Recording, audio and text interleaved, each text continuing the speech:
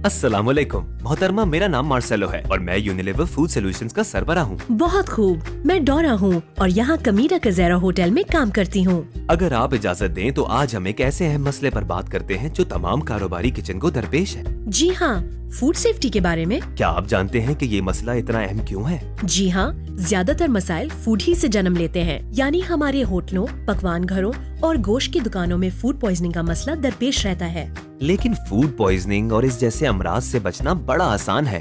अपने होटल में आप फूड सेफ्टी पर अमल करके अपने ग्राहकों को बेखौफ और खतर खाने पीने की अशिया पेश कर सकते हैं। जी हाँ, दरअसल जरूरत इस बात की है कि हम न सिर्फ फूड सेफ्टी के उसूलों पर अमल करें, बल्कि इस पर भी कड़ी नजर रखें कि इन उसूलों पर पाबंदी से अमल हो रहा है। हमारे यहाँ सफाई सुथराई कैसी है और हमारे मुलाजमीन का तर्ज अमल क्या है। फूड सेफ्टी की ट्रेनिंग से आपको वो तमाम मालूमात मिलेंगी जिनकी आपको जरूरत है। ये ट्रेनिंग अमली तौर पर आपकी रहनुमाई करेगी और आगे चलकर इसके जरिए आप अपने दूसरे मुलाजिमीन और साथियों को भी फायदा पहुंचा सकेंगी। वाकई? Hazard analysis and critical control points है सबका तरीकेकार।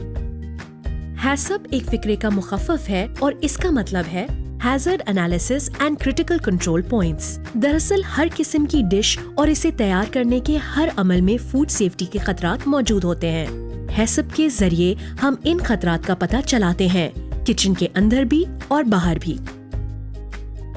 हैसब पर अमल करके आप अपने तमाम इक़दामात को शुरू से आखिर तक दुरुस्त कर सकते हैं, यानी सामान की आमद से लेकर इसे स्टोर में रखने, फिर इसे पकाने और ग्राहकों को पेश करने तक हैसब पर अमल करना लाजमी है। इसके जरिए आपके कामों में आसानी और बेहतरी पैदा होगी।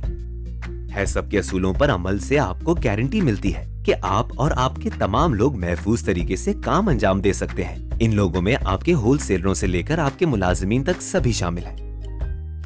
हैसब से हर शख्स को फायदा पहुंचता है। इससे हमारे ग्राहक खुश होते हैं, हमारे ऊपर जुर्माने नहीं होते और हम किचन में काम करके फख्र और खुशी महसूस करते हैं। लेकिन सबसे अहम मामला ये है कि हैसब के उसूलों पर अमल किया जाए ताकि यकीनी तौर पर फूड सेफ्टी हासिल हो और अमराज से बचा जाए। इसके लिए हमें चंद बातें समझना होंगी।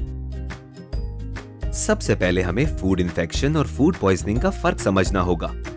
जाहिर में ये दोनों एक हैं, लेकिन असल में एक दूसरे से मुख्तलिफ हैं। फूड इन्फेक्शन उस वक्त होता है जब कोई शख्स जरासीम वाला खाना खाए।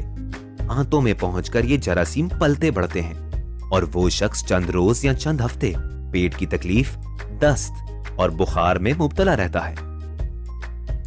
फूड पॉइजनिंग एक मुख्तलिफ मर्ज है। खाने के अंदर मुख्तलिफ जरासीम जहरीले मादे पैदा कर देते हैं जो खाना पकाने या गर्म करने से भी खत्म नहीं होते। अगर कोई शख्स ये जहरीला खाना खा ले तो वो फूड पॉइजनिंग का शिकार हो जाता है, जिसकी अलामात चंद घंटे के अंदर जाहिर हो जाती हैं। ये अलामात मतली और दस्त की शक्ल में होती हैं। अगर फौरी तौर पर मुनासिब इलाज ना हो तो मरीज 1 या 2 दिन के अंदर ही फौत हो जाता है।